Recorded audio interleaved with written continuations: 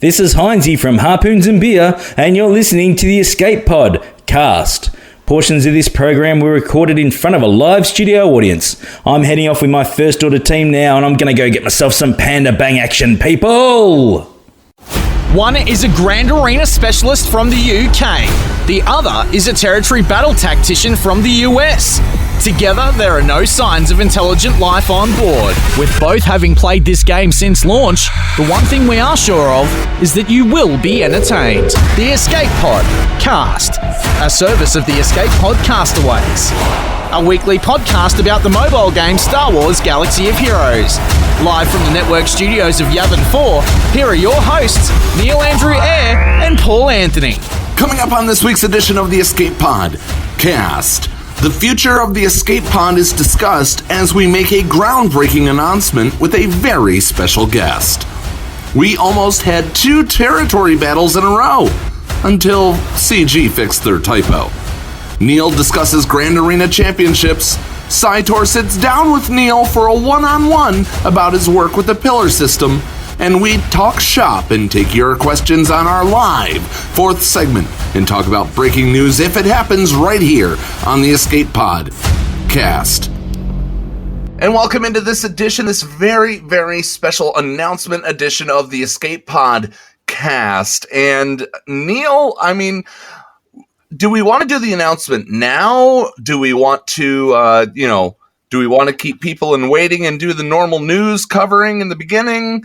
What? I think we should do it. I think we should do it now because we've kind of been playing around with it, and the anticipation's killing me, mate. So I think you should just go with it. All right. So, without further ado, as of this episode, the Escape Pod is launching. See what I did there? We are launching the Escape Pod Castaway Content Creator Network. If you're into brevity, I'm going to call it TEPCon. Otherwise, you'll know it as just the Escape Pod Castaways. This show is now a service of the Escape Pod Castaways. We kind of led into it a little bit. It's been something that I've been kicking around for a while. And, Nev, what drove me to do this, what drove me to want to create this, is I wanted to gather the content creators from across the globe. I started this show with Scotty. I do this show with you. And this show truly does have a worldwide reach. I'm floored by all the people, all the different countries that I see tuning in. We have a great English contingent as well. In Fighting Drunk, in Psytor, which, by the way, Psytor will have an interview with him later. You were able to sit down with him. I was still at work, so thank you for taking care of that. Not a problem, my friend. But, when it came down to it, I wanted to be able to gather a bunch of content creators together under one umbrella, under one flag. We're not going to be going out and forcing you to watch this. I want to be able to cover other content. If I want to go and I want to cover something like I'm blanking. Fallen Order. If I want to go and cover that, if I want to cover tabletop miniatures, if you want to go and cover, as you read the other books, we are content creators. Thank you, Sean Baptiste, from 2 shows ago, coming on and saying, don't be afraid to be who you are and create content for what you love. And you know what? That's what we're doing. Isn't that right, Nev? Oh, absolutely. I know I, for one, plan on doing something new when I get that big pile of books from Sir Boss. It's going to be story time with the Nev all the time. And here's another blockbuster announcement with this announcement. They were a guest on one of our very, very first shows. And when I pitched the idea to this person, I thought, you know what?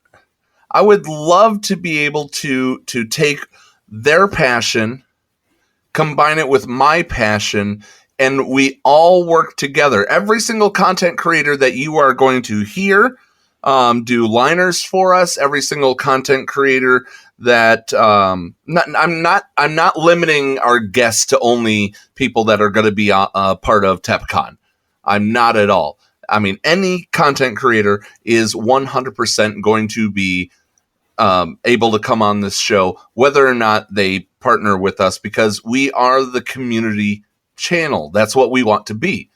But when I approached this person about joining forces, I was absolutely floored by how quick he was like, "Oh, that's an absolutely great idea. Let's do this." Ladies and gentlemen, do I want to say Keystone, Neil?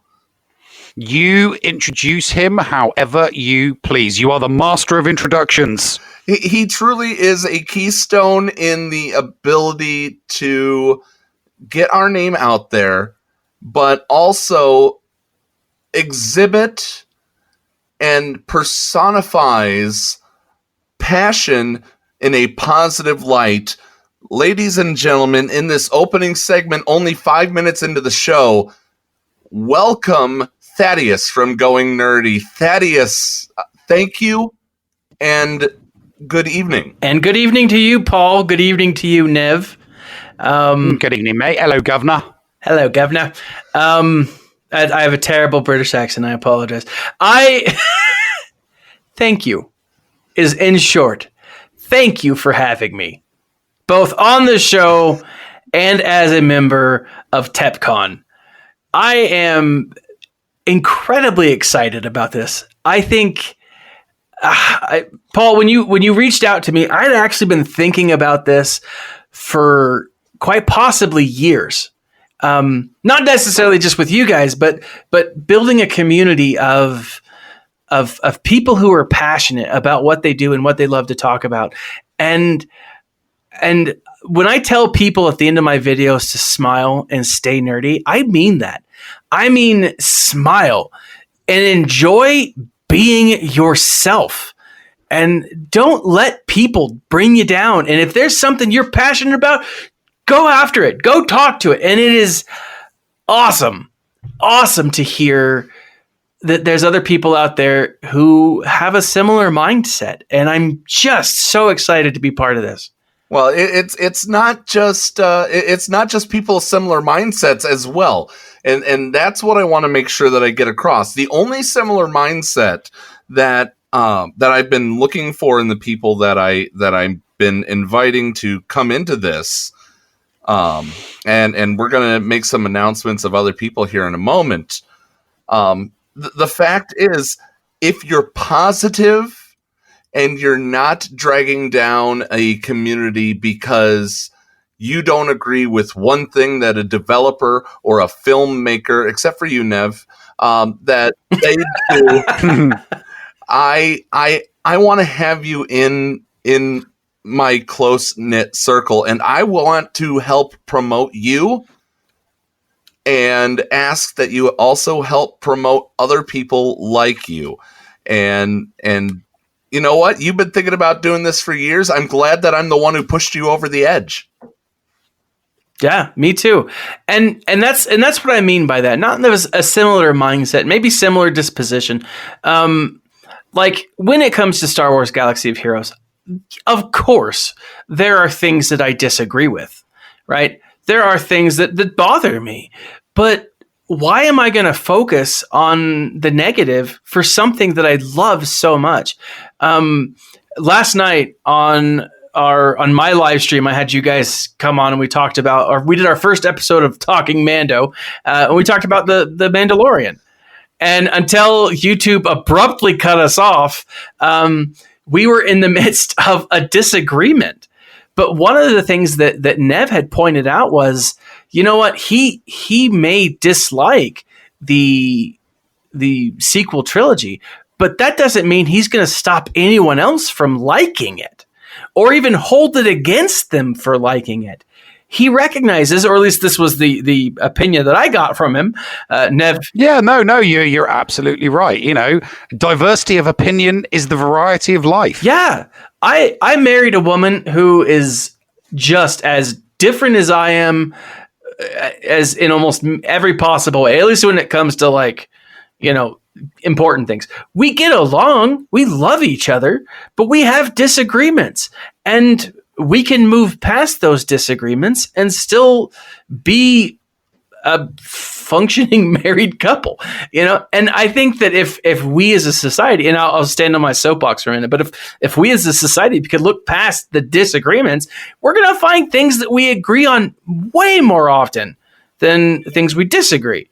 And so it's cool to be able to be a part of a community that can do that can disagree, but in a way that is still respectful to one another's opinion.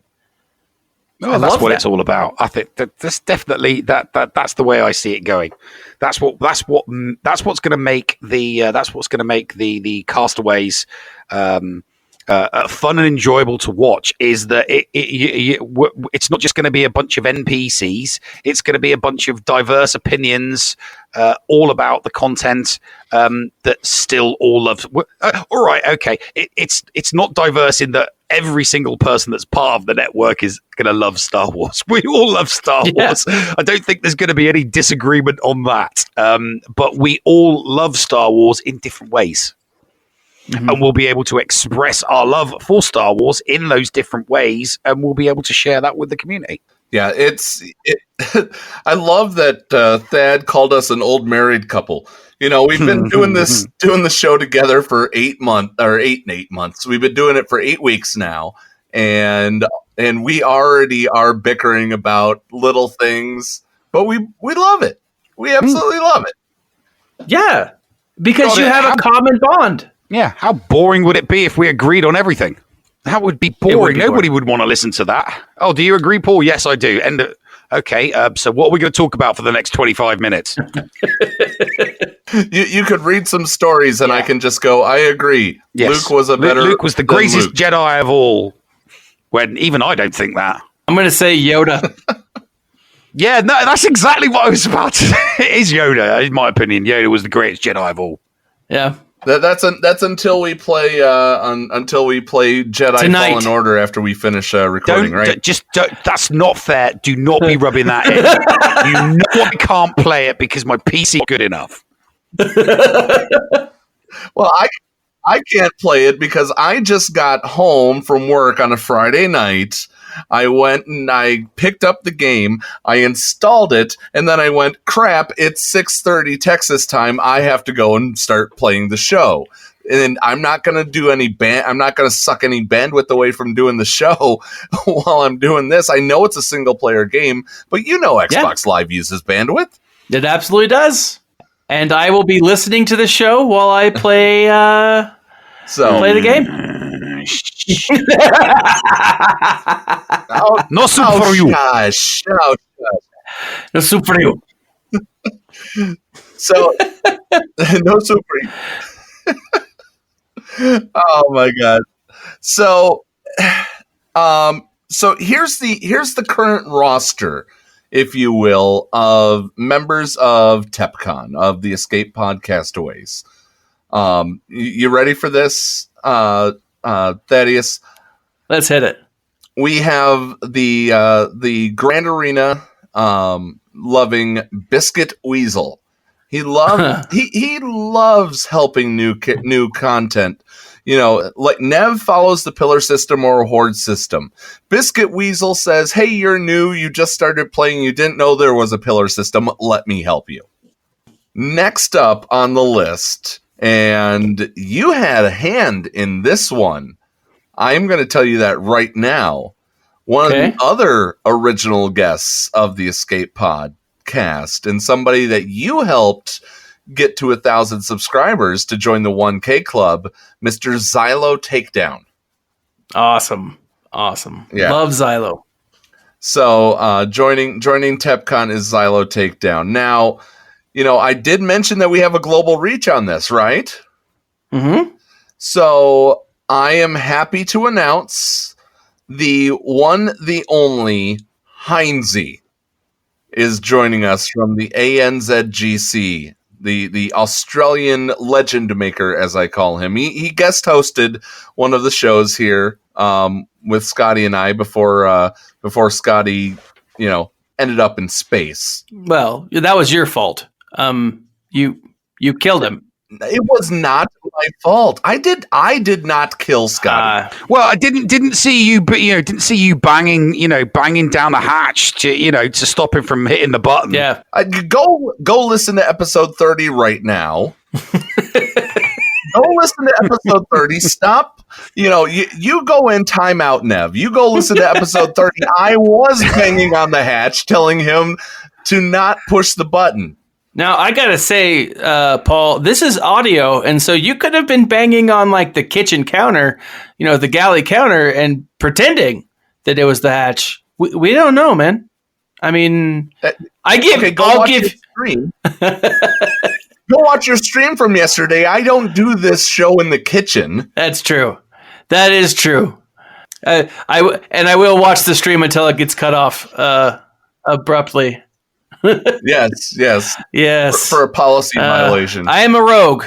I am apparently. So I'm just looking forward to the interesting email response, from Team YouTube. Yeah, me too. I'd be curious to know what their response is. I really want to know what their response is. Yeah, and here's. Go ahead. I was going to say, I think there was a comment that summed it up, is there was just too much sexy on one stream for content. I think that's what it was. Too much sexy. Too much sexy. It's kind of funny. It happened right then when that comment came across. It was perfect timing. It was absolutely perfect timing. Now, with that being said, if you have been listening or have been watching Heinzie's material in our ANZGC contingent Heinzie has had a special guest. Oh, who? And that is one Force Ghost Scotty. Oh! So Scotty, he's been floating around in Australia, has he? He's been floating around over Australian space, apparently. Interesting. Yes, and with that being said, since Heinzie has been a guest host, and since Scotty has also is also back in the game, if you will. For those who want to know the story of how Scotty is still playing the game, believe me, I was floored, but he retrieved an account of his own and is back playing the game, which I'm absolutely glad he did. But there are now Team Heinzie and Team Scotty shirts in the merch store. Now, I've made it easier to find the merch store, and this is where I'm going to lead you all now. If you go to escapepodcastaways.com, you will find what will eventually become this network of content creators just looking to put smiles on faces. And with that being said, there's a merch button on there right now that makes it easier to get there. So right now, if you want to join Team Heinzie or Team Scotty, you can also purchase a shirt on escapepodcastaways.com. It'll click through to the TeePublic site, and you can purchase those shirts, buttons, magnets, whatever you want to do. So, and we are absolutely going to get some Team Thad going. Yeah. We definitely have to get some Team Biswees, as I call him. Biswees. But yes, Biswees. Biscuit Weasel, Biswees. Yeah, makes sense. Exactly. I'm into brevity. TepCon. Get it? Yeah. But we're gonna I'm gonna get some of the stuff that you're doing with your with your stuff that you wanted to do. We're gonna get that going nerdy icon. We're going to get that plastered on people's chests. I like that. If you guys want to support the show, if you guys want to support the network, all funds will that come in across the network, if it's not a personal project. And so anything that comes that is in excess of costs of our Zoom, of our hosting, of our domain, all of that will be spread out among all the content creators. This is not something for me to make money alone. I want to spread the love to all the content creators that take the time to bring forth quality content to all of you. So, Thad, thank you so much for helping me start this up. We are going to, I hope we change the world by being the change that we want to see in the world. And I thank you for having me. I agree. And I think we can. It's going to be a wild ride. It will. And if anybody can do it, it's the group of us. Ladies and gentlemen, welcome to the Escape Pod Castaways Content Creator Network. Now, stick around. We're going to take a quick break, and then we're going to get into what you guys normally come for, and that is Star Wars Galaxy of Heroes news right here on the Escape Pod Cast. This is Biscuit Weasel, and you are listening to the Escape Pod Cast on the Escape Pod Castaways Network. Micaeus Modding Mayhem is the premier remodding service for the game that we all love, Star Wars Galaxy of Heroes. With some of the most affordable rates in the industry, Micaeus will rebuild your roster from top to bottom and give you consultation on where to go from there. Micaeus has a 100% satisfaction guarantee and lots of useful additional services, including a full cleanup of your mods, loadout pages, PvP plans, and more. Contact Micaeus today on Discord at all lowercase Micaeus number 0127. That's MIKAYAS number 0127, or at micaeusmods@gmail.com. Micaeus Modding Mayhem, the official remodding service of the Escape Pod Cast. Did you know that if you signed up to become a Patreon, you could get tons of rewards? Force Ghost Scotty could do a roster review for you. Neil Andrew Air could share Grand Arena tactics. Or Paul could even help you get maximum stars in Geonosis Territory Battle.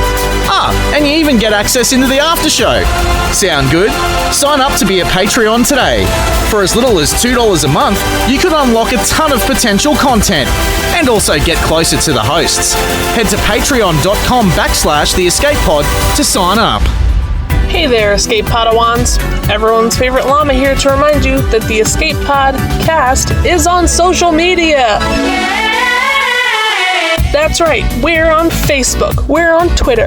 So give us a like, give us a follow, and stay up to date on all things in-game and in the Escape Pod. Our account links are down in the description or on our Discord server in the Show Links channel. See you on the net! The Escape Pod Cast with Paul Anthony and Neil Andrew Ware. The Escape Pod Cast News. And welcome back to the Escape Podcast. And yes, we thank you so much. This is a service of the Escape Pod Castaways, and it's an absolute pleasure to create content for you all. Oh, always a pleasure.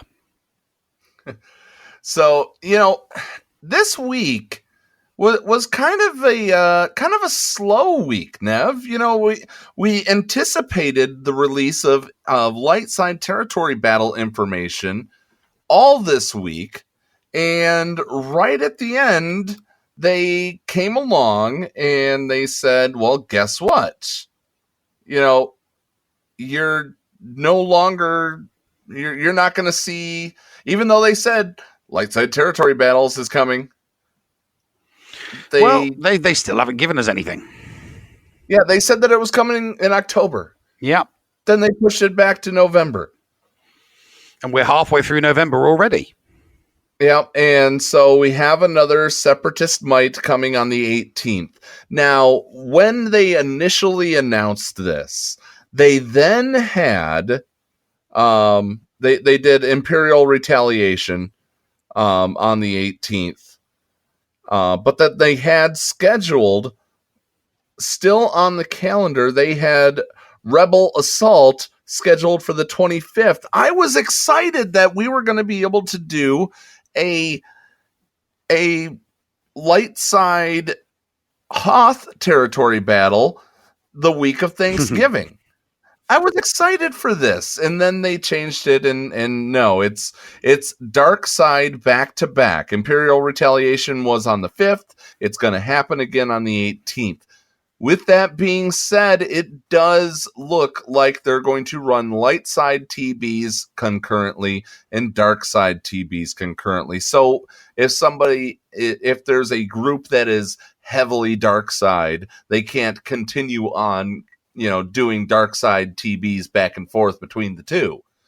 It looks like they're going to do light side territory battles back and forth there. So the new speculation date of the next the light side Geonosis territory battle is now December 2nd, Neil.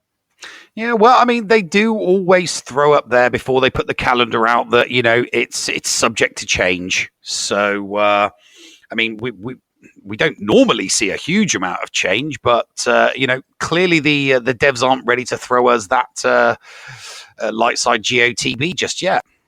It would have been nice if they'd explained why, but we don't always get what we want, do we? No, but if we try sometimes, we just might find we get what we need. Yeah, and we did get what we needed. We got GAC. We did get GAC. We needed GAC, we got GAC. But speaking of GAC came with controversy. It did come with controversy, but just covering what we had in the information, I do want to point this out. War number 99, we're about to hit the century mark of territory wars. War number 99 will be fought the sign up starts on Sunday. You defend on Monday and then fight on Tuesday. But war number 100, I thought they would do something bigger for the 100th territory war. But war number 100 starts on Thanksgiving Day. Well, I mean, we don't know. They might throw, maybe they'll throw, maybe not necessarily change the territory war. Maybe they'll throw some bonus prizes out, 100 of something, 100 of this or 100 of that. That'd be nice, wouldn't it? So note this, though, Nev, is that war number 100 starts on Thanksgiving. So signing up on Thanksgiving, while your family's all around, you're going to forget to log in. Or the defense starts on the 29th while you're all out shopping. Yeah. And then on Saturday, the attack starts, one of the busiest restaurant days of the year. Well, so you're out to eat. You're not going to be playing the game. I think that it was very, very risky for war number 100 to happen over Thanksgiving. I mean, yes, it is poor scheduling, but we don't know why they. Maybe they just look at a calendar and it's just dates to them. Maybe they don't have anything to do on Thanksgiving and they just assumed everybody else didn't have anything to do on Thanksgiving. I know I'm off to my sister's, but there could be all manner of reasons why they did what they did. But it's something that we probably aren't going to know. Maybe it's a question you could throw at them during the next Q&A. Why did you do territory war 100 on Thanksgiving? And rabble. It may not even get answered. So, I asked them about light side territory battles and are we going to get the platoons ahead of time? They never answered that. So I'm posing it here. CG, I know you listen. Are we going to get the platoons ahead of time to make it easier for territory battle officers to plan the arduous task of platoons. Yeah, that's a good point, actually. Joining and throwing up some teams in defense and then throwing out some teams in offense just for a regular player doesn't take a huge amount of time, and it would be an inconvenience, especially over Thanksgiving. But yeah, the territory war officers, oh my God. The ones that don't have families or have no life whatsoever, maybe they'll get some work done. I know everybody in our guild has a family. It seems every single one has had a baby in the past year. Yeah, there's lots of families in our community for sure. The regular player that I run into is honestly in their 30s, and the average player is in their 30s that I've seen in this game, and I'm loving that. I truly am. Yeah, I mean, I only know a couple of teenagers and a couple of people in their early 20s, but everybody else, yeah, we're all adults, middle-aged. Although I suppose middle-aged culturally British isn't the same as middle-aged culturally in the United States. I do have to point this out. If you're one of our younger listeners, more power to you. You are in a mature community. Just act like it. That's all I ask. So, okay, you wanted to get to territory battles, not territory battles. You wanted to talk about Grand Arena Championships, as you are the Grand Arena specialist. So, yes, well, I was the Grand Arena specialist today. Four Grand Arenas, 4 different people's Grand Arenas in 1 hour and 15 minutes yesterday. Yeah, I mean, that was it. It was a lot of fun. It truly was. I didn't have time to get into mine. And by the way, I did win. Thank you. Did your opponent attack? No, they didn't attack. So all that effort. Even the little itty bitty Jawas that I put on the front line just so they could go and get their, I understand that not everybody has their first order built up. So I put Jedis on the front line in front of the ships just so people could throw in their, their first order team so they could get their achievement. I'm a nice guy. Yeah, well, I got that for you on the back row of your opponent. No. I was able to get that. Yes, I did. You forgot. You fought with 3 first order, but it was 3 first order military only. No Kylo Rens. Okay, well, yeah, that's why. That's ridiculous. Yeah, but it's okay. God. Okay, so I didn't read the small print. The small print. That's my bad. That's probably why I haven't done that feat either, because that's exactly what I did. I threw just 3 random first order in. We've only just finished phase 1. There's 3 more phases in order to complete that feat. So I'm sure at some point in the not too distant future, I'll come across somebody that puts 1 squad down that's easy enough for me to complete those feats. So fingers crossed. I'm not really not that fussed about the feats. You don't need the feats to get Kyber. You don't, but you do need the feats to get your nice little pictures. To get you, you like your portraits and your titles, yes. Yeah, but that's not why I want to talk about GAC. Oh. I want to talk about GAC because the rewards. We talked about this before. We talked about this before a couple of weeks ago. It's Ship Omegas, so people can level up their Vulture droids and their Hyena bombers and their Y-wings. It's Ship Omegas. I'm excited for that. Yeah, but the majority of people aren't. They're not. They're not. There's so many people out there that have got stashes of Ship Omegas. I'm in that. I was in that number. I did not need. Well, to be perfectly honest with you, Pom-Pom-tastic doesn't need either because I've got hordes of both. But I prefer to win character Zetas because you need more Zetas for characters than you need Ship Omegas to max out ships. There are still some abilities. I play ships hard. there are still some abilities that I don't have Omega'd. So I don't have a stash of them. Well, I've got the only reason I've got a stash of them is because I only put them on ships I know I'm going to use. I don't put them on ships I'm not going to use. Granted, that there is a time for them.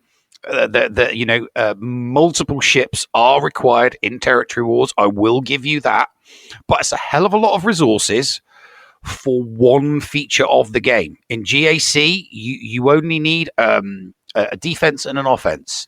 In territory battles, you're using the same two fleets over and over and over again. It's only in territory wars where you're using all of your fleet. And yes, you want as many of your ships maxed out as possible, but you need more characters maxed out than you need ships maxed out.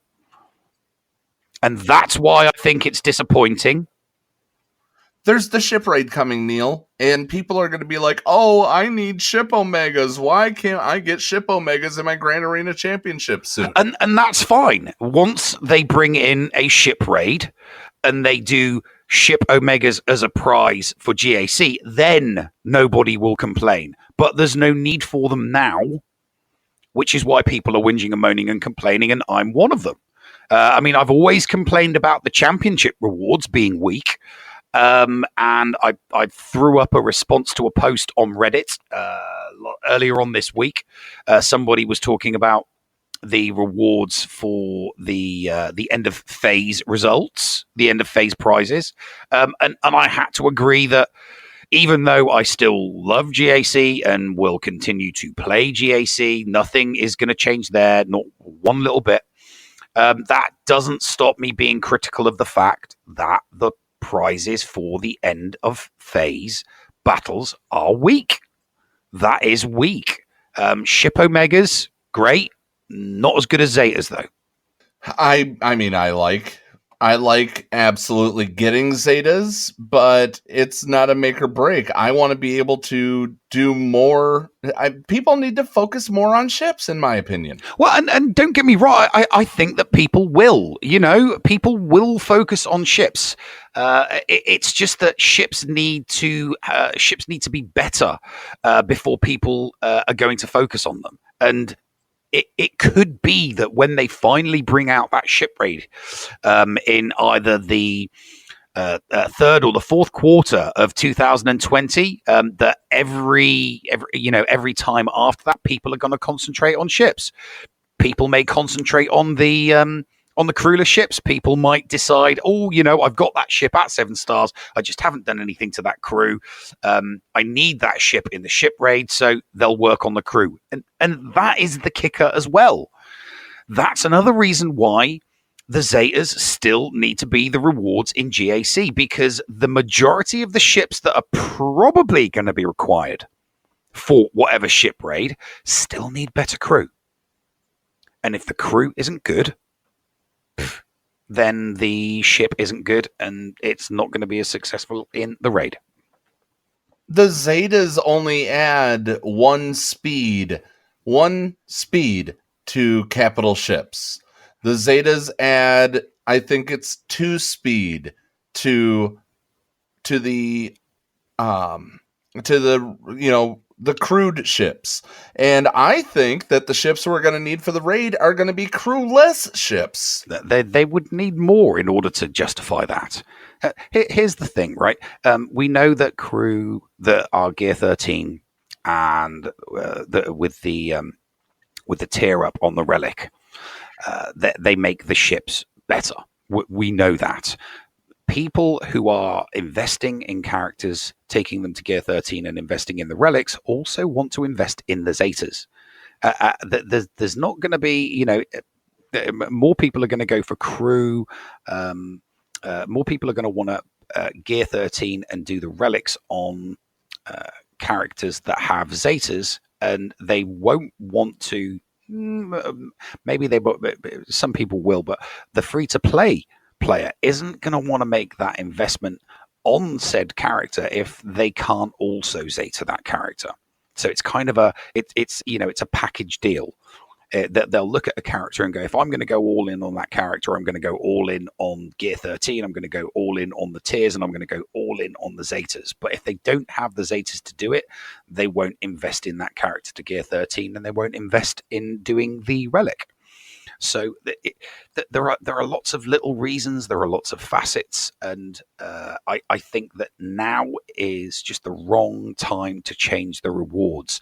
And I will concede once we've got the once we do have the ship raid, then that would be a good time to put ship Zetas as the reward in GAC. I mean, why? People will start complaining that they didn't do this earlier when it comes to that. So I still, you're not gonna get me to be down about them changing up rewards every so often. They're including ships in this GAC, so why not include ship Omegas? Because ships are irrelevant. Not for right now. Some people think so. And you know what? You're entitled to your opinion if you think so. But I'm going to put this out there, Neil. If there are ships in the event, then being able to improve your ships is going to be important. Now, if they only put Zetas if they put one Zeta at second and third and fourth place, and they put two Zetas at first place, and then Omegas and ship Omegas for the rest, there would be people complaining that they made it too hard to get those Zetas. They still awarded you a Zeta if you got one. Yeah, well, I mean, the reason why I say that the ship node in GAC is not irrelevant was probably too steep a word to use, but not. I'll think of another word. The reason why it's not as good as it could have been, and I was actually one of the people looking forward to the reintroduction of ships into Grand Arena, is they put the ship node at the back. If they put the ship node at the front, it would have been a lot more interesting. But they put the ship node at the back. And the reason why I used the word irrelevant in the beginning is because if you if you are an early adopter of the game, if you're, say, for example, maybe Division, I don't know, if you're in Division 7, 8, 9, 10, or 11, you're probably not going to have Darth Revan, so it might not be as relevant. If you're in kind of the middle divisions, if you're in like 5 or 6 or maybe even 4, you're going to come up against people that have Darth Revan and Darth Malak. Now, I got lucky in my GAC. I came up against my opponent in the final. He had Darth Revan and Darth Malak. And for some reason, he did not put it in defense in front of his fleet node. You see, if he'd done that, I wouldn't have got past him and I wouldn't have had to attack his fleet. As it happens, he saved it for offense and I was able to mollywop my way through door number 1. And I didn't even need any more than my 3 geos in order to, ruffle stomp his fleet. And that's what kind of made it irrelevant, So people that have Darth Revan can stop anybody that has invested in ships, but hasn't yet got Darth Revan and Darth Malak. It makes their fleet irrelevant. It makes it completely and utterly irrelevant. So your suggestion that they've brought ships back in and people will get rewards to beef up their fleet, well, it isn't really going to work for people that can't get past that first node. If they can't get past the node in front of fleet, they can do all of the upgrading and all of the buffing to their fleet that they like, but they're never going to get past a Darth Revan and a Darth Malak if they don't have themselves one of the counters to it.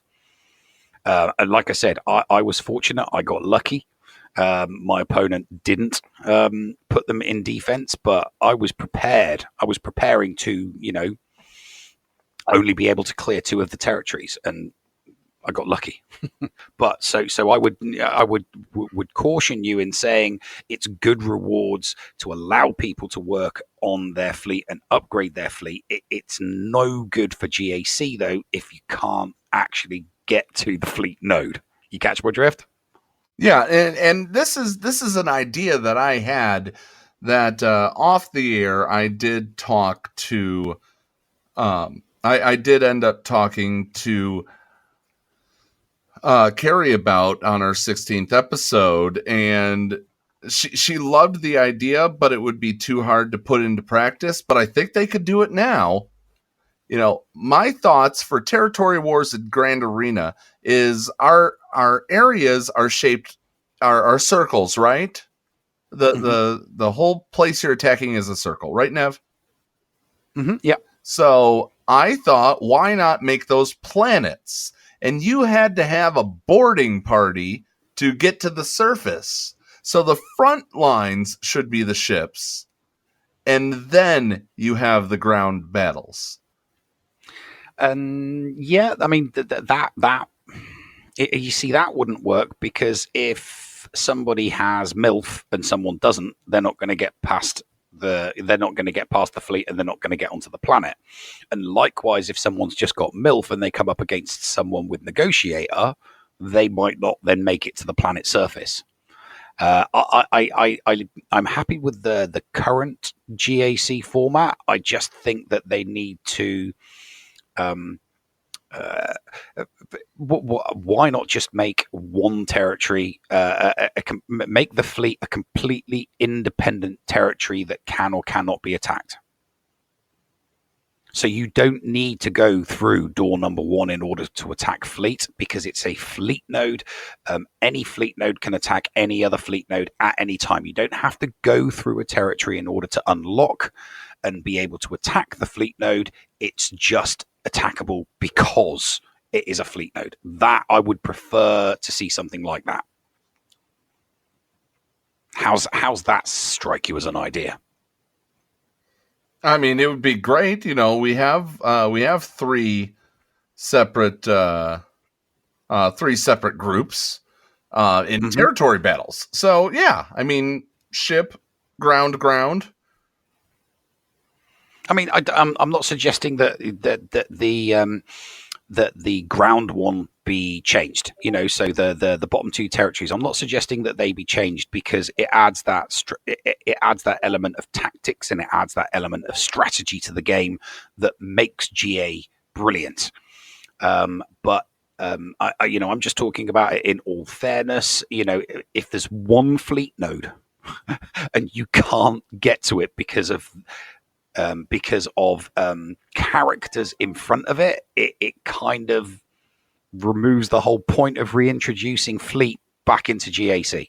I mean, I won my GAC round. I won phase 1 of GAC, and I cleared all 3 rounds because I had the MILF, and nobody else in my group of 8 had it. So every single opponent that I came up against could not get past my MILF.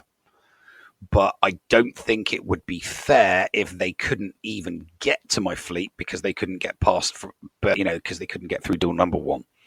And I guess that's all I've got to say on that, because if I say anymore, I'm just going to end up repeating myself. No, I mean, you make sense. I make sense, and that's the I think as we mentioned in the first segment, as Thaddeus called us an old married couple, always bickering. Yes, but for good reasons. For good reasons. Definitely for good reasons, and it's I love it too. And that's why I decided to push forward with the show even more, and to bring in other people to kind of push forward a positive, fun atmosphere of all content creation. Yes, and it's going to be a lot of fun, and I'm going to very much enjoy seeing how the site evolves over the next few weeks and months. It's going to be a really, really interesting time.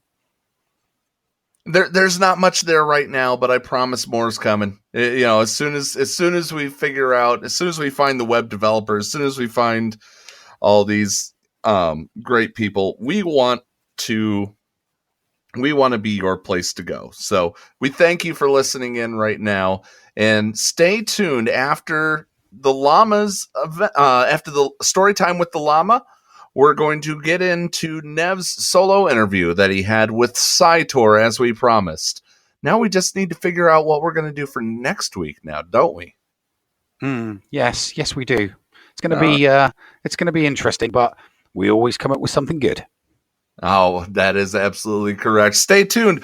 We'll be right back on the Escape Pod Cast. The Escape Pod Cast. This is Deadpool Carl, and I have a big announcement. Join me and Dagger this week for some GAC fun. We have a big plan and interesting things to put into place. Come tune in and have some fun. And you can check me out on YouTube at Dan and Kyle Do Hollywood. We'll see you on the holotables.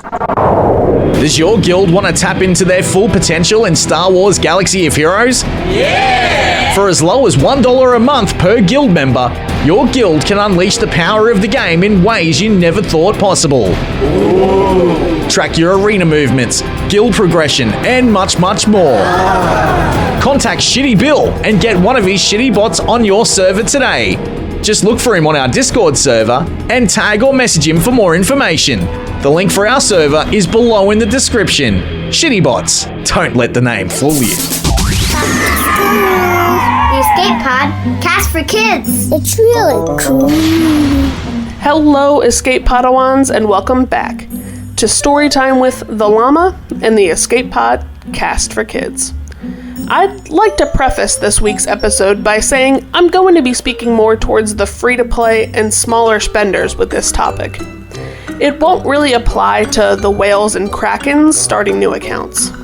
With all of the new amazing Star Wars content coming out, like Rise of Skywalker, plus everything new on Disney Plus, like The Mandalorian, the new season of Clone Wars, and Kenobi, the SWAGA community is abuzz with conspiracies, rumors, and speculation on what characters are coming next, and most importantly, who you'll need to unlock them. While it's extremely tempting to drop everything you're currently working on to farm and prepare for new content, I strongly urge you to fight the temptation. It is extremely important for a multitude of aspects in this game to have a strong foundation of squads. Modes like Territory Battles, Territory Wars, and Grand Arena require you to have key defensive and offensive squads like Phoenix, Empire, Rebels, etc. And halting your farm to chase the newest legendary character might help you out in the short term in the squad arena, but your long-term progress will suffer not having those squads built. Now, we had him on the show last week, and he mentioned that he was going to be working on an updated version with the new content for 2020. But Warrior's Pillar System is an excellent guide for new player farming. It helps you make the most out of your time and precious resources when you don't want to put much or even any money into the game. That's all for me. Tune in next week for Storytime with the Llama and the Escape Pod Cast for Kids. You know, speaking of conspiracies, I've been wondering what really happened with Scotty in the airlock. Maybe it's time I take a closer look. Micaeus Modding Mayhem is the premier remodding service for the game that we all love, Star Wars Galaxy of Heroes. With some of the most affordable rates in the industry, Micaeus will rebuild your roster from top to bottom and give you consultation on where to go from there. Micaeus has a 100% satisfaction guarantee and lots of useful additional services, including a full cleanup of your mods, loadout pages, PvP plans, and more. Contact Micaeus today on Discord at all lowercase Micaeus number 0127. That's MIKAYAS number 0127, or at micaeusmods@gmail.com. Micaeus Modding Mayhem, the official remodding service of the Escape Pod Cast. Did you know that if you signed up to become a Patreon, you could get tons of rewards? Force Ghost Scotty could do a roster review for you. Neil Andrew Air could share Grand Arena tactics. Or Paul could even help you get maximum stars in Geonosis Territory Battle. And you even get access into the after show. Sound good? Sign up to be a Patreon today. For as little as $2 a month, you could unlock a ton of potential content and also get closer to the hosts. Head to patreon.com/the Escape Pod to sign up. And now time for something completely shameless. This is your favorite YouTuber's favorite Greek-American Swuggo YouTuber from the greater New York City area, whose name has 8 letters, beginning with an H and ending with an X. Wanna guess who, TC14? Come on, guess. Horse box. Try again. Homeo box. Seriously? Horsepex. You know what? Just forget it. I was trying to get you to say Hellenix, you dumb droid. Anyway, welcome back to the Escape Pod Cast. Take it away, boys. I have a droid to disassemble. Oh dear. Receiving incoming transmission.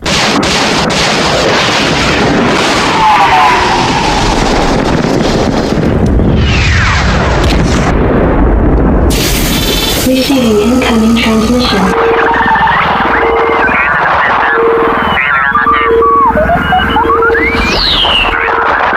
Receiving incoming transmission. And welcome back to the Escape Pod Cast. This incoming transmission, I'm kind of going solo. Well, it's time for another guest. And today's guest is a follow-on from last week's guest, Warrior Presents. Now, as we mentioned last week, Psytor is the man behind the statistics. He is the man behind the pillar system. He put together all of the spreadsheets. He is the farming guide guru. Welcome to the show, Psytor. Why don't you tell us a little bit about yourselves? Hey, Neil. Thanks for having me in the show. Well, what I've done before, it's basically that I've been playing the game since the beginning. I had an account, I even think that I was in the beta version because I'm from Canada, and then we had access to it earlier. So I started playing the game at that point, but then there was no guides, there was nothing, and then my first account just went into a spiraling of leveling and changing character and trying one and trying another one and trying another one, and it didn't work. Sounds like everybody that starts the game off. Nobody knows what to do in the beginning, do they? Yeah, that's pretty much what everybody does, I think, at the beginning. And I mean, this was really at the beginning, so there was not many videos on the internet about the game itself, and then YouTube was not as big either as YouTubers and different people doing stuff like this. So obviously, I kind of quit for a while. Then as a gamer, like we all are, we look at the game again, and then you're like, what can I do different this time? So I started looking on the internet, and then I found Warrior's Pillar, and I was like, oh, that's actually quite a good idea. It was quite focused, and that's what I really liked. But being who I am, I can't focus, and I just start seeing a new character, and then I unlock a new character, and I'm like, oh, I want to level this one, and I want to level this one. And so I did the same thing, again, with the same account, at least. But then I started a new account, which is the Torpsci account. That's the one Warrior was talking about last week. And that's the account that I started using the pillar system. And so I followed the pillar system of 2018 at that time, because it already changed quite a lot, but it helped me focus. And I actually saved my first account with the pillar system. In the same way, I just restarted focusing properly on the first account, and both of my account now are at about 2,500,000. And they're both doing quite well. Yeah, no, I was in the same boat with my main account. I had no direction, and then I heard about the pillar system, went back and started going through it. Although I'd already been playing for so long that I'd already got Palpatine, I'd already got Thrawn, so I'd already got a lot of the legendaries that are part of like Pillar 1 and Pillar 2. So, but I still went back and followed it. So, a big question I've got for you. So, how did you touch base with Warrior? How did the collaboration between the farming guides and the statistics and the spreadsheets kick in with Warrior Presents? Well, at the beginning, basically, I knew that I had problem focusing, so I started working on a sheet for myself. I'm a geek, I'm an IT guy. This is my job, so I always do stuff with computers and everything. And I actually started to build a sheet for myself just to see in which direction I want to go, what I want to do. And when I realized the amount of work that I've done on the sheet, I actually decided everything that I actually got in touch with War, so he can actually share it with his people. I was a Patreon of his for a while, so that's why we got in touch. And then the last pillar system, we actually were in touch together, so I knew when he was about to come to bring it out. And then I had the new version of the sheet ready for the same time, so we could actually bring this all out together. So it's being a Patreon of his, because I mean, I love a lot of the YouTubers. Lots of them are quite entertaining, but I think Warrior is one of the great one that actually, like he was saying last week again, how he's trying to help people and transfer the knowledge. And I think he doesn't even realize how much he helps people with all the information he transfers. So that's how we got in touch. And how long have you been collaborating with him? How long have you been working together on his pillar system? The pillar system is his. I never really worked with him. We changed a few things with a few little discussions. I'm taking care of the sheet side, the data side, so people can get some help like this. And he's really doing the whole knowledge behind it. And that's how we collaborate. So I'm not really touching the pillar system. We've added a few things together, like moving Kira a little bit, adding first order officer, and adding another few key pieces here and there. But the one that really has the knowledge behind all of this was Warrior all the way. So you had input with Warrior regarding the 2018 update to the pillar system when it went from 4 pillars to 5 pillars. Yes. Yeah, we talked about this one a little bit. When I built my sheet, the 2018 was just coming out, and the 2019 when it became 5 pillars. This one we worked a little bit more. I was a bit more aware of what was coming, so that's why my sheet was already ready with 5 pillars. He sent it to me a little bit earlier, so I can actually prepare my whole thing, and then give him a bit of input. But when it came out, at the time it came out, and that's what he was saying. That's a bit sad, because the moment we got all of this out, big changes happened in the game, and those pillars just basically just crumble, and everything changed. Yeah, the 2019 update did not stay relevant very long, because then Darth Revan came out, and then Darth Malik came out. I remember doing the because you well know that obviously I started an account Pompomtastic, and did daily coverage of following the pillar system, and when Darth Revan and Darth Malik came out, I was like, oh god, where the hell do I introduce the characters for these two for this legendary and this epic confrontation character? Where the hell do I put them in?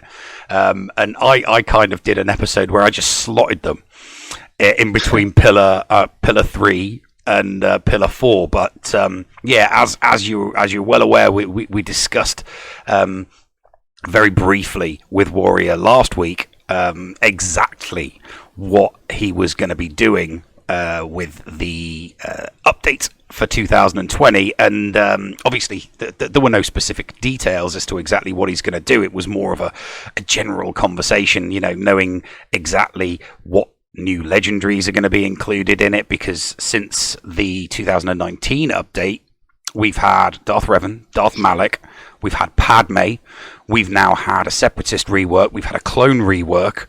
So yes, it's going to be interesting. Which brings me on to the next question: how is your farming guide looking forward? How is your farming guide looking forward to assisting Warrior with his next pillar update in 2020?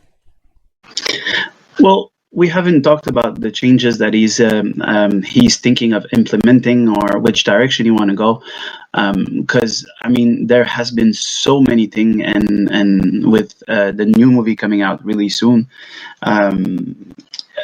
it's going to be the same thing as last year. I think it's going to be some kind of coin costs, and then we're just going to be like, oh, okay, that's what's going to happen.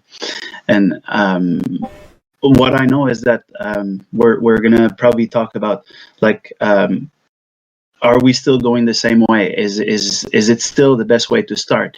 Like Phoenix, is it the best way to start, or is there any other ways? Because I mean, the game changed so much in the last year and a half that this is the whole question. And I mean, on a free to play level, it changes everything. And there's also those changes that they're talking about that might happen, that we might see some legendary basically available at all time. This is going to be a massive game changer. So I think that even Warrior has no idea right now in which direction the pillar will go. And I know that this is one thing that a lot of people kind of misunderstand of what the pillars are. The pillars, and this is massive work that Warrior did with this. The pillar system was not made for someone that's going to hoard, or that's going to pay for the account, or that's going to do anything like this. The pillar system was really for free to play players, and this is an amazing work that Warrior did for that. And what was the pillar doing is basically giving you such a massive backbone to help you with all aspects of the game. And this is where a lot of people, when they don't know the game, they're always like, oh, why do we have to farm Imperial Troopers? Well, the thing is that Imperial Troopers, for example, they were really important in territory battles. Mm-hmm. They're the one getting you the Imperial Probe Droid. And if you don't have the Imperial Probe Droid, or you cannot help getting them, well, you're going to have troubles with Geonos in territory battle. So there is so much thinking behind the pillar system that there is a reason why things were done like this. So that's why the direction that is going to take for 2020, I think right now it's a bit too early to say in which direction it's going to go. It all depends what's going to happen. Like, because I think they said that in the next update, there should be something for the new players to help them kind of catch up. And the next title update is probably the one for the next GOTB. So we'll see from there what's happening. Yeah.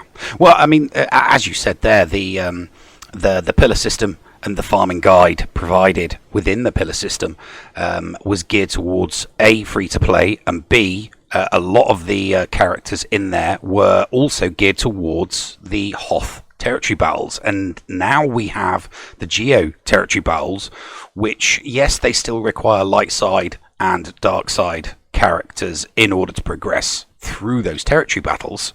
Now the special missions and the CMs all require different types of lights. Well, obviously the dark side, they require different types of dark side characters, and the light side is more than likely going to require different light side types of characters. Whereas the Hoth TB you would farm for the those Hoth soldiers. Now, with the light side territory battles on its way, we all know that it's more than likely going to be a clone trooper requirement and a 501st requirement and a Galactic Republic requirement. So the pillar system, I do believe Warrior briefly touched on it, a pyramid system as opposed to a pillar system, a pyramid system. And I don't know exactly what that would look like or how it would work out. But I do believe the next farming guide system update that Warrior will do, more than likely in collaboration with yourself, because you are the man with the statistics, is going to involve some kind of 2-tier farming guide. A farming guide, a free-to-play farming guide for those that are maybe for people that are in guilds that are still doing the Hoth territory battles, and maybe a farming guide for those that are fortunate enough to get into a guild that is doing the Geo territory battle. Because both territory battles, while again they both require light side and dark side characters, the territory battles themselves require different factions of light side and dark side in order to progress and get the stars. And obviously, the territory battles for GOTB are much, much, much harder than the Hoth ones. So yeah, I imagine the future conversations that you'll be having with Warrior are going to be very, very interesting. So how is the data gathering coming along since the last update? Because obviously we've had a lot more reworks for Galactic Republic, for clones, for separatists, and we've had more legendary characters. So I imagine all of the data that you're collecting that Warrior will more than likely use for his updated pillar system is going to require a lot of the data that you've been gathering. So what interesting pieces of data have you gathered that might throw wrenches in that update to the system? I haven't really looked at all the data of each player, because I mean there's loads of players, and the data collected with the sheet is not as representative as the whole game. But I think that what we're going to talk about is really like how we're going to see, like he said, the like this kind of pyramid, that how to start and where to go after that. Because I think, seriously, I really think that the biggest difference will be is if you're a hardcore player or if you just dare to play. If you're just there to play, going the normal Phoenix way and unlocking those really interesting characters that you've seen in the movies, and if you've seen in the TV shows, Thrawn, Emperor Palpatine, and all those characters, then going the easy free to play is going to be fun. But of course, if you're a hardcore player, this is not the best way, because you're not going to be ready, like you said, to get into a guild that has GOTB on like trying to get as good as possible. Because if you only have those little characters, they're not going to take you, because you cannot help. So you will need to be extremely and way more focused if you go the hardcore way. So this is the kind of different path that you can see. The important thing, and I mean you've seen it with Pom Pomtastic, at some point, at any point during the game, you kind of have to start to think about exactly which way you want to go. And the pillar system, and that's what that's actually a lot of people got confused in the 2019 one, is that Warrior actually was saying, guys, take the time to think about where you want to go. As in the 2018 one, he was really strict. He was like, you have to finish before moving forward. You have to be doing this before moving forward. And I think the 2019, it was a bit more flexible. And I think that the idea behind this whole change is basically going to become giving more, not more options, but giving a better idea of which way you can go.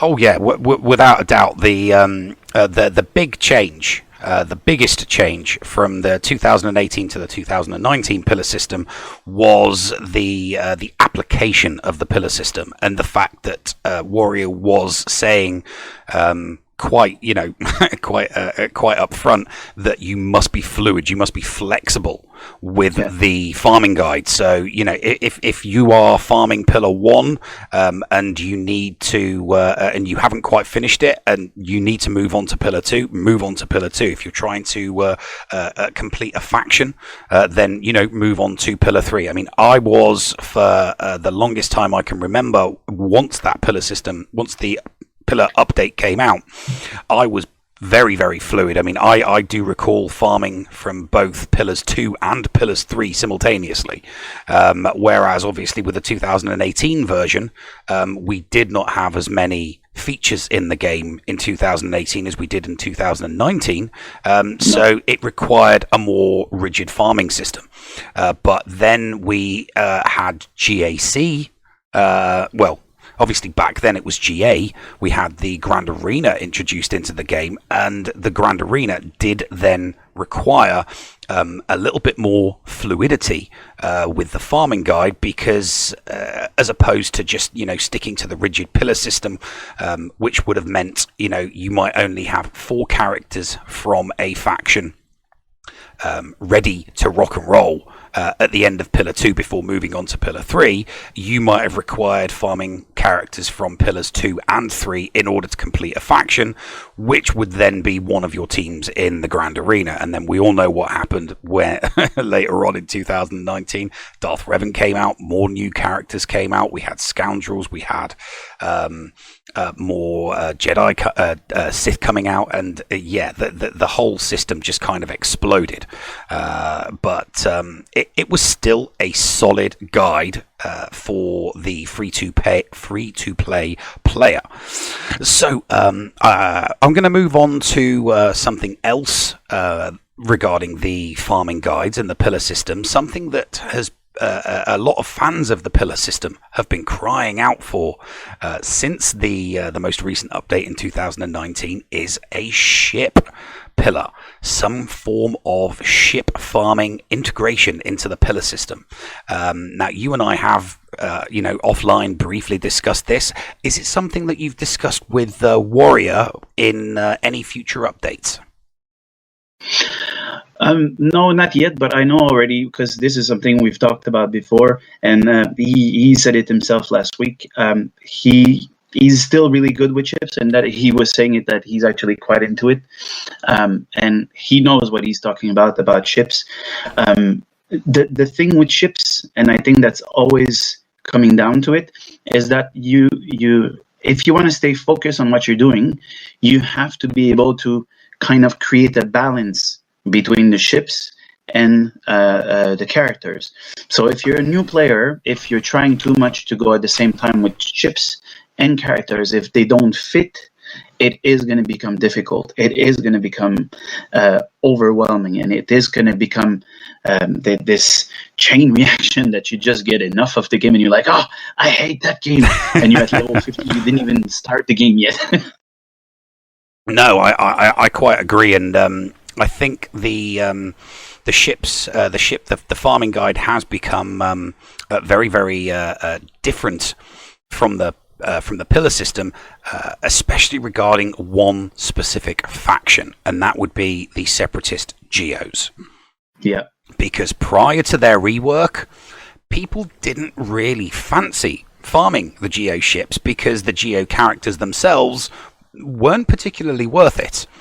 And obviously the Phoenix was, because you would farm the Phoenix, and by farming the Phoenix, you would qualify for Thrawn and for Palpatine. And obviously the Phoenix also had Ghost and Phantom, and those are two really, really good ships. And if you were to go back 6 months ago, early meta in fleet shards was always those rebel ships. It was the Phantom, Ghost, and Biggs. That's what people went for. Then we had the Separatist rework. And the Separatist rework also included the Geos, and the Geos became a much stronger faction. And then with the introduction of Padme as a legendary event and the Geo Brood Alpha, the Separatists themselves, the Geos themselves then became vitally important to farm, not just for their ships, but for the legendary character Padme. And obviously one of the discussions that we've had is, what is the early meta for ships? So why don't you... I'm not going to give the audience my opinion on this.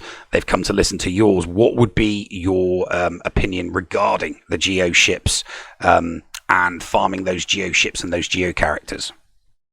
Well, you know that there is a third account that we haven't talked about yet. Mm-hmm. Oh, yes. There is the Psytor project that has been going on for, it's been, 2 months now? Approximately 2 months? 49 days, but obviously there was a couple of extra days. Yeah, I have a little bit more because I started it quite a bit earlier to get to the 28th. Mm-hmm. But yeah, so the Psytor project was made on my Discord channel, because with the farming roadmap a lot of people were asking for help with the sheet and for different options and different discussions. And I have quite a great community on the farming roadmap on the server. And then I decided to actually start a new account. So yes, I'm running 3 accounts now.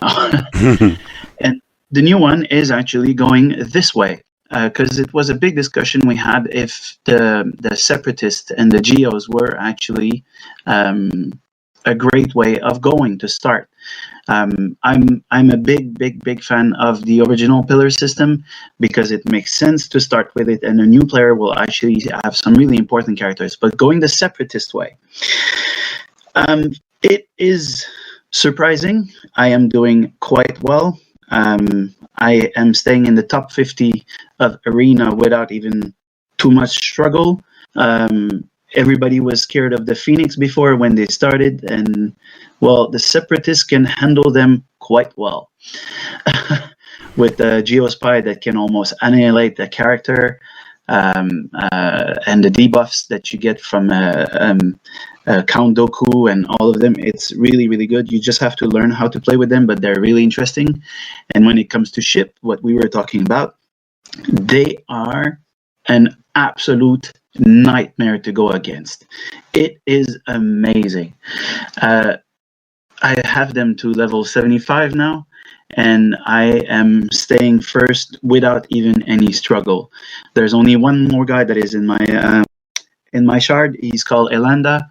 I know Elanda. A little bit, but not that much because we had the discussion. He just knew what he wanted to whale, and he whaled on the new ship that came out, the Hyena Bomber, which is a separatist ship too. Oh my god. The separatist ships are an absolute destruction. It's crazy. And I'm looking forward because now we haven't had any Millennium Falcon dropping on us yet. And I'm really looking forward how this is going to go, because with the new Hyena Bomber, Vulture Droid, and all the Geo's ship, this could be quite interesting. Oh yes, absolutely. I mean, I'm obviously just so that the listeners know, Psytor and my Horde account are actually in the same shard. We're not in the same fleet shard. We're in the same squad arena shard. It sounds like your fleet arena shard is much better than mine. There are a lot more whales in my fleet arena shard. I'm not hitting number 1 anymore, but I regularly hit top 10 because I do have Separatists. I went Separatists straight away. A lot of people wasted their time with Kylo Ren unmasked and his ship, and it just does not stand up in the fleet arena against the Separatists. And the primary reason for that, I mean, I keep losing to weaker GP teams because they have not just the Hyena Bomber, but they've got the Vulture Droid as well. Now, I'm farming the Vulture Droid. I'm desperately trying to get my hands on the Vulture Droid, and the reason for that is the Geospy ship. The Geospy ship has a special that calls all separatist ships to assist. So having the Hyena Bomber and the Vulture Droid and your other 2 Geo ships, basically every time you use the Geospy's special, you are calling every single ship to assist, and it just mollywops whoever you're attacking. Doesn't matter what that ship is, doesn't matter what the ship is, it's dead. The second you come up against 5 separatist ships and Geospy goes, doesn't matter which ship it is that's being aimed for, it's toast. So without a doubt, the early ship meta, because obviously it's early ship, you know, your fleet shard doesn't have Millennium Falcon in it, neither does mine. I am farming bounty hunters in order to get the Millennium Falcon, but it's going to be very, very interesting to see what happens, because everybody is running Akbar with their separatists, because obviously the bonus protection from all of the assists that your Geos gets makes them considerably tougher, and it makes them a hell of a lot more survivable, especially when you're doing battles, and you can have a 20 to 30k GP gap and still mollywop your opponent. So is that something that you're going to be potentially discussing from a free-to-play point of view with a pillar system update with Warrior, do you think?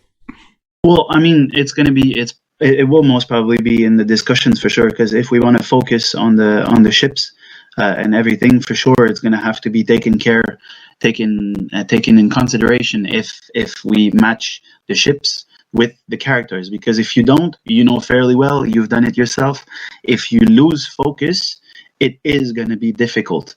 So I'm really curious if it's still going to be the Phoenix to start with, or we might go to the Separatist / Geo to start with.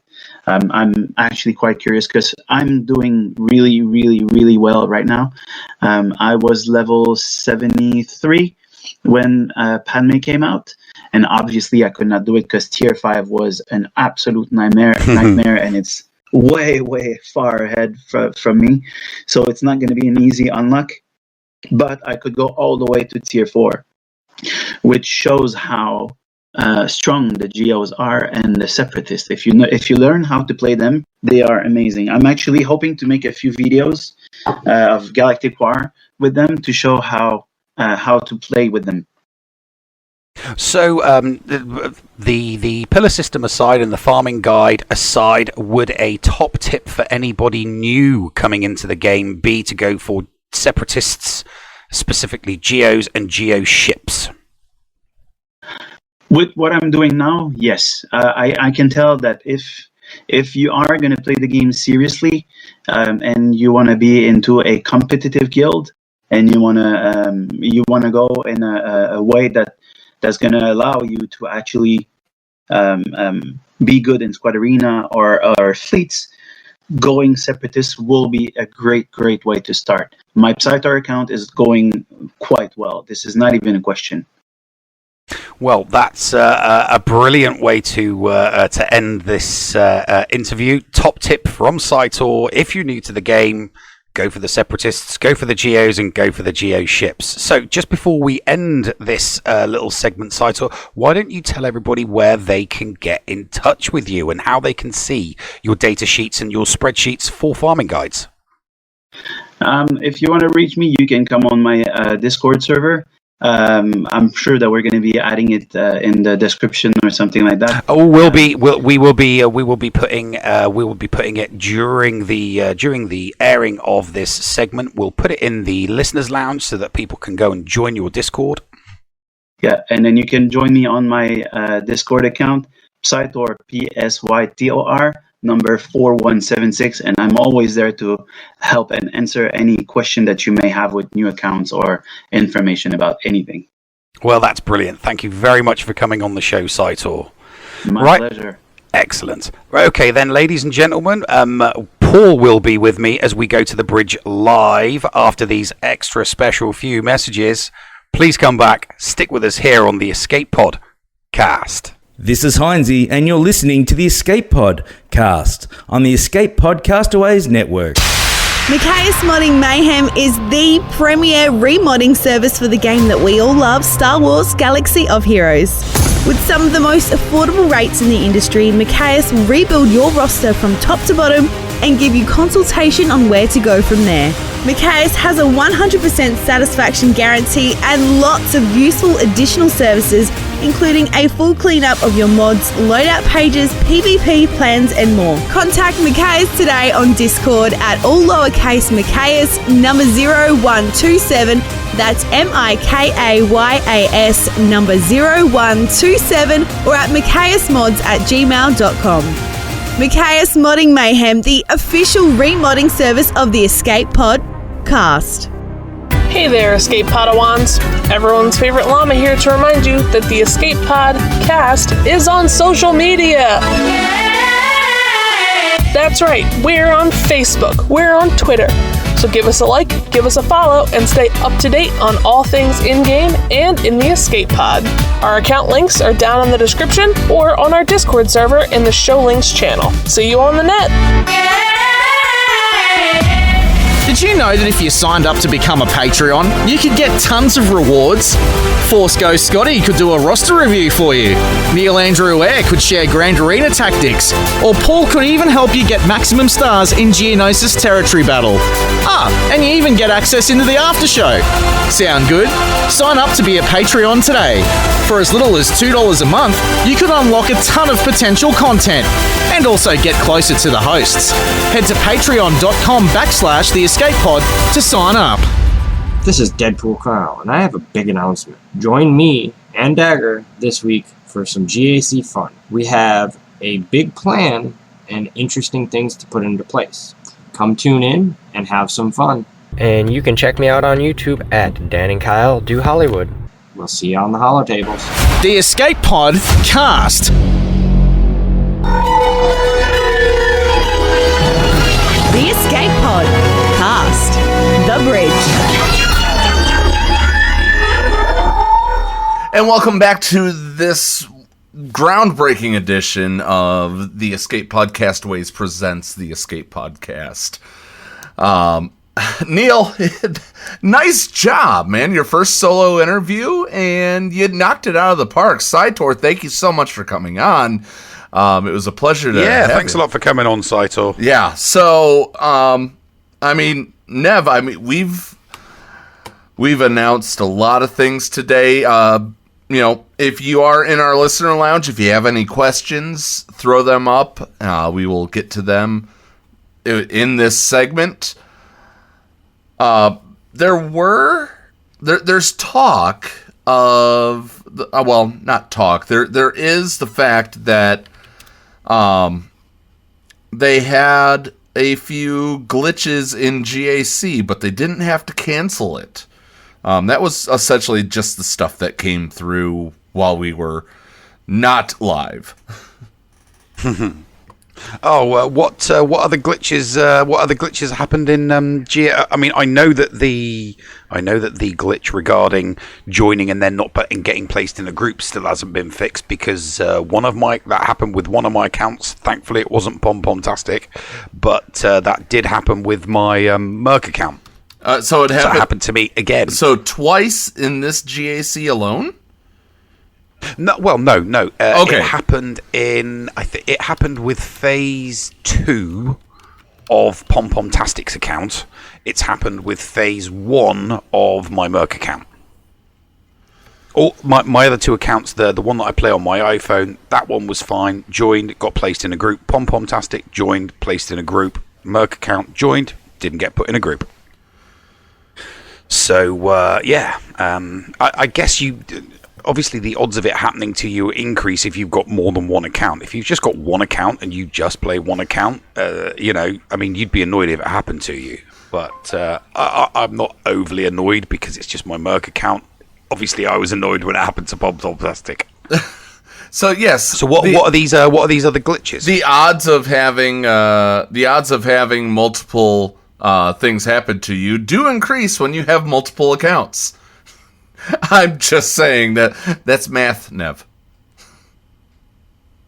Yes, that's math. Okay, now here is one big question that we've been getting all the time during this episode. What the hell's a mollywomp? I picked it up off. Warrior. Apparently, it's a turn of phrase, just smashing someone into next Tuesday, or pounding them like a sack of spuds, or I said it because it's something I've heard Warrior say during his content that he puts on his channel. You know what it's like. Nicknames, sayings, turns of phrase. We all pick them up off each other. I mean, I don't have to tell you the amount of people that say, let's see what's behind door number 1 and let's see what's behind door number 2.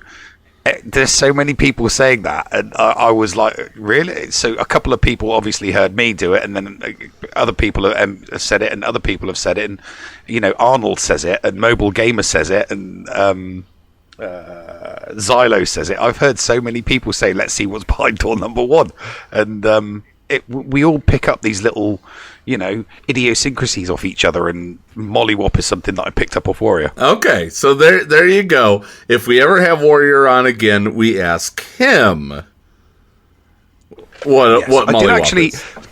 I did actually hear it in. I actually heard it on an episode of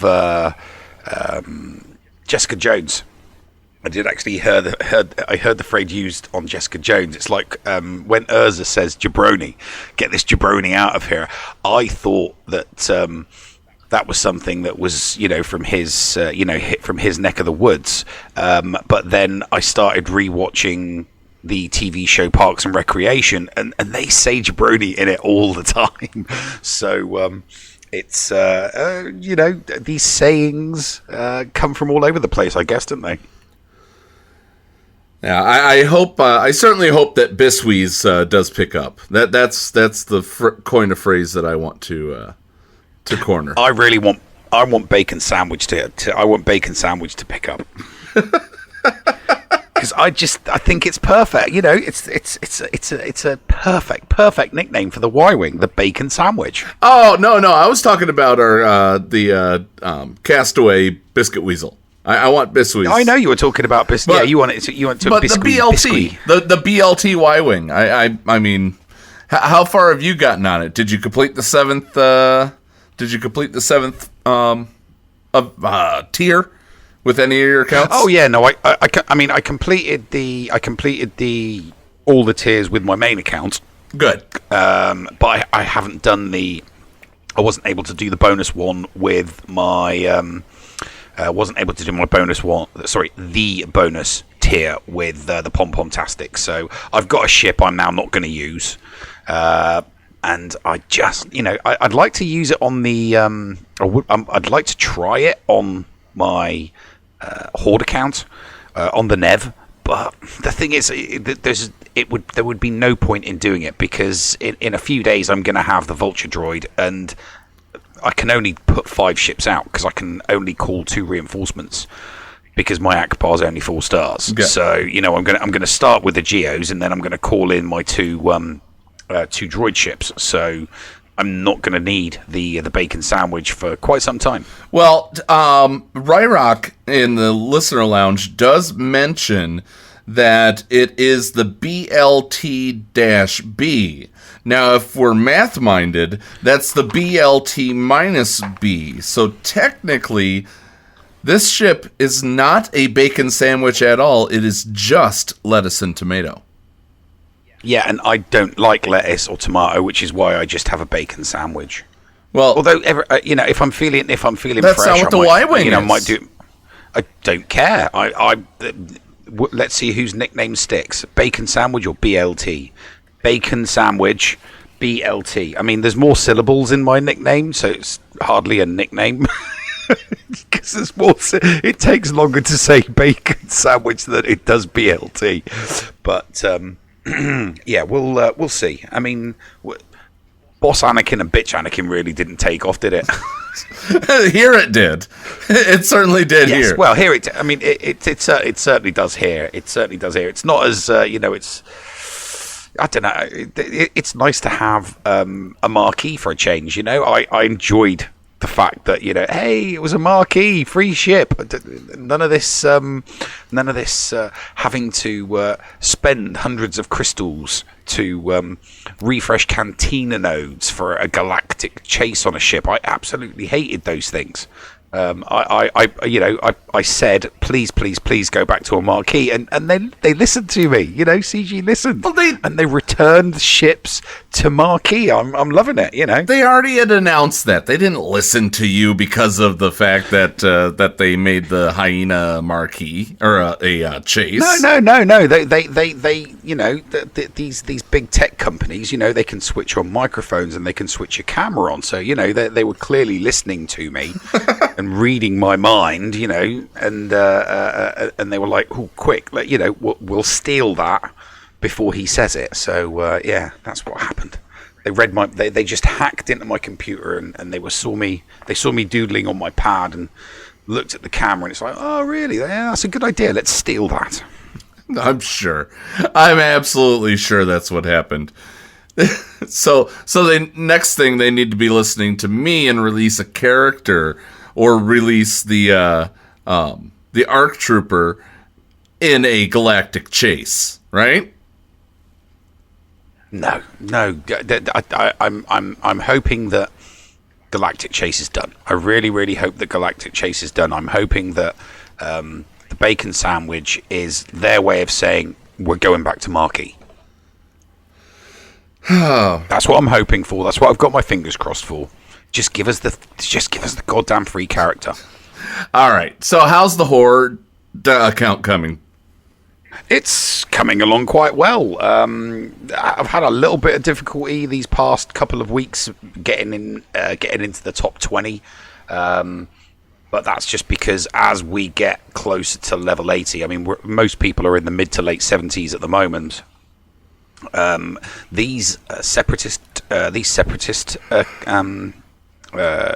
accounts with Newt Gunray up front, when they go from being tier 6 and 7 to being 8s and 9s, they're just impossible to beat. I mean, they are I'm running a Jedi team, not a Phoenix. Phoenix can't do it, but neither can Jedi, and that's with Bastilla led. It doesn't help that I've still only got 1 DPS. We're on the 15th, so 6 more days. 6 more days till Yoda, till GMY. As soon as I've got GMY, these separatists are going to be screwed because I'm just going to give them a slap with Yoda, use his AoE, steal the stealth, and then with his offense up, I'm just going to be able to pick every single one of them off all individually, and everybody that's been doing Jedi is going to be OP, and everyone that's been going for the separatist is going to, wish that they'd been farming something else because the separatist meta that's been going on in the Shard in the top 50, more than 50%. I'm not kidding you, mate. More than 50% of the teams in the top 50 are separatist, but every single one of them is just going to get wiped out. Everybody that's been doing Jedi, everybody that gets GMY, separatists are going to be done and dusted, and it's going to be a clone. It's definitely going to be a clone and Jedi era for probably until we all hit level 85. Well, I'm certainly glad that I'm working on clones now for the light side territory battle for Geo. I mean, I am passively farming them. I'm passively farming a hell of a lot, to be perfectly honest with you. The farming on the Horde account is pretty damn intense.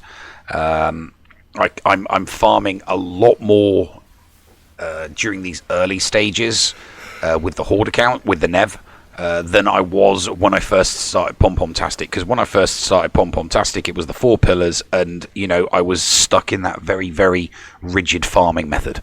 So it was a lot different back then, and I just go over what I had at the beginning with Pom-Pom-Tastic and what I've got now with the Horde, and the difference is huge. I mean, when I hit level 85 and I enter and I qualify for GAC, and I enter the GAC in Division 11, I am going to be so ready for that. I've got a Jedi team. I've got a Phoenix team. I'm going to have an Empire team. I'm going to have a full Bounty Hunter team. I'm going to have an Ewok team. And then I'm going to have a spare Rebel team. So I'm going to have 6 full squads, even though I don't need 6 full squads. It's going to be interesting. All right, so you're mentioning that all these people that are passively farming separatists, I mean, they're doing it for Padme, which will essentially probably help them with the Galactic Republic once that gets going. That being said, Pyranali asked us, when do we think that the Grievous capital ship is going to be coming to the game to farm? Well, they said on Galactic War Report that it would be coming along the kin of Negotiator. So that that is going to be essentially another guild event token 2 that you can farm, a la the Wampa, a la Hermit Yoda. And so, I'm excited about that because I thought that was going to happen. And I've been holding on to those Guild Event 2 tokens since the beginning. I have not spent a single token. And once that drops, it's malevolence for me. So, I have no doubt. I've got the 7-star Hyena Bomber. I've got the 7-star Vulture Droid. I've got Relict Bugs. I think I actually have a shot, Neil. Well, here's the thing. I'm not gonna be that far behind you, and the reason why I say that is because the Nev is actually in a guild doing the GOTB. It's the same guild as Biscuit. There he is, yeah, boy. Same guild. So by the time I hit level 85, I'm going to have 40,000 of the GET2. So when they do release Malevolence, I'm actually, I'm going to have a full squad of separatists. And I'm going to have enough GE2 currency to be able to take that ship and activate it at 5 stars. So it's going to be interesting. It's going to be really, really interesting. By the way, you missed that Biswees said that you're fired. Yeah, don't you dare fire me, because I really, really want to see what happens in an. Oh God, I can't wait to see what happens in an early ship meta with because I'm surrounded by whales, so I do genuinely think that if I can if I rock up in my fleet shard with a 5-star Malevolence, oh my God, it's going to be interesting. Everybody's going to be like, how do I get one of those? Can I whale on that? And it's like, no, you can't whale on it. You can whale on all of the ships, but you can't whale on a capital ship. And it's going to be interesting. Well, you can whale on a capital ship, but not Malevolence or Negotiator. Because you can continue to crystal refresh Akbar and those when they come up. Well, all I know is by the time I hit level 85, by the time I hit level 85, I'm going to have enough GET2 currency to be able to get myself a 5-star Malevolence, and having 5 Geo ships, having all 5 of the Separatist Geo ships, because there are no others. There's only 5. Having 5 and the Malevolence, I'm going to be able to dump them in defense. No one's going to be able to get past me. Should be an absolute fun time. I'm just going to say that. Yes, it should. So, and anything else going on this week, Nev? Isn't there something on TV that's floating around, something new that everyone's talking about? Yeah, there is, isn't there? There is something on TV at the moment. Well, the Mando. Yeah, well, instead of talking about that here, why don't we invite people to go over to Thaddeus from Going Nerdy's channel and see us doing the Escape Pod Castaways Talking Mando series live. Yeah. Videos of us. Yeah. They get to see what we look like and then promptly go, no. Yeah, they already know what they already know what this mug looks like. They get to see my ugly mug every single day. Yeah, that's true. That's true. And people can buy a shirt with your ugly mug on it too.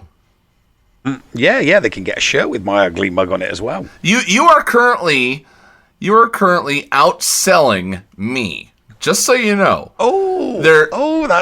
Excellent. You are outselling me on a 3-to-1 basis now. Right on your heels is Storytime with the Llama shirts. What can I say? It must be my British charm. Well, I have a feeling that Scotty shirts are going to be going off the racks really quickly. Team Heinze and Team Scotty added today, and as of the taping of this show. And guess what? During the first, I think it's during the first 48 hours, Team Scotty and Heinze shirts are on sale. So since we added those today, those are on sale. Let me just pull it up here and see what prices are going on right now. Yep, you can. So normally shirts are $20, but if you want a Team Heinze or Team Scotty shirt, those are 35% off at $13. You see, people would rather pay full price with my wonderful, charming British face on than pay 35% off for some Aussie. Yeah. Show the love for the Brits. Show the love for the Brits. And by the way, it's kind of funny. I'm the only one that facing to the left because I'm the only one who's stable enough to do every single episode of this show. I'm just saying. Well, so people can go and watch us live every single week, reviewing every single episode of the Mando. Oh, on Thaddeus's Going Nerdy channel, they absolutely can. It's almost like How awesome is that? I mean, it's great. It's like we scripted this commercial. It is. It is like we scripted it, isn't it? No, we didn't. And it was supposed to. Well, the first. Obviously, we reviewed the first episode, and I know that we were talking about only doing it for 20 minutes, and we must have been going for at least an hour before YouTube unceremoniously cut us off. That was hilarious. And we have that coming up. Not this weekend, but the following weekend, our very own Heinze will be interviewing Scotty and I about how we started this venture, and then you are slated to join Heinze as well for a behind the screen on your own, which that's very exciting. Oh yes, it's you get a Brit and an Aussie in a podcast together, and you're going to get fireworks. All we're going to hear is cockamamie words and talk about cricket and rugby. Oh, there is going to be a lot of sledging. There's going to be a lot of sledging, and if you don't know what sledging is, you'll have to tune in to hear it, because Brits and Aussies, we absolutely love sledging each other. It's an art form. It really, really is an absolute art form. It's slightly harsher than banter, but not as harsh as insulting each other. And Brits and Aussies only get away with it with each other because it's been a tradition for. It's literally been a tradition for over 100 years. Brits and Aussies sledge each other all the time, and then, we walk away from each other with no bad feelings, even though some of the things that we say to and about each other to anybody else listening can come across really, really bad. It's like, wow, I can't believe you said that. It's like, no, we're just sledging each other. We don't mean it personally. Okay, but originally, when you populated Australia with your own convicts, there was some bad blood. Oh, of course. I mean, there was go back to the beginning. You go back to the Captain Cook era, and yeah, absolutely, there was some bad blood. People didn't like being dispensed of to the other side of the world. I mean, who would want to get sent to the other side of the world? I really wonder why. That being said, Neil, I do think maybe we could get out of here in under 2 hours this week. Yep. Sounds like we're going to make that happen. And while we normally do have the after show for the Patreons, I did promise last week that we would do a talk to everybody this week because of the announcement. So Patreons, head over to the loading dock once we push the button here, and we'll talk to you guys there. But it's been a pleasure, my friend. Thank you so much for doing this with me week in, week out. As I said, you did a wonderful job with Psytor. Thank you, Psytor. Thank you, Thaddeus, for coming on. Thank you, Heinze, Xylo Takedown, and Bees Wheeze. Yes, Biswee. Thank you very much, Biswee. Yep. Thank you guys for joining up on this venture, and we're gonna do great. This is the place for positive game forward content. And with that being said, Nev? Yes? Push the button. You got it, mate. Ta-ta for now, folks. What's going on? Where the hell are we? Paris? Thank you for pressing the self-destruct button. Attention! This is Colonel Sanders in forward command. Abandon ship! Abandon ship! All personnel proceed to escape pods. Close down the circuits. Evacuate the city. Self-destruct mechanism has been activated. Abandon ship! Where is it? Where is it? It's gonna be here. Out of order! Even in the future, nothing works. This ship will self-destruct in exactly 10 seconds. Counting down. 10, 9, 8, 6. 6! What happened to 7? Just kidding. 3, 2, 1. Have a nice day. Thank you.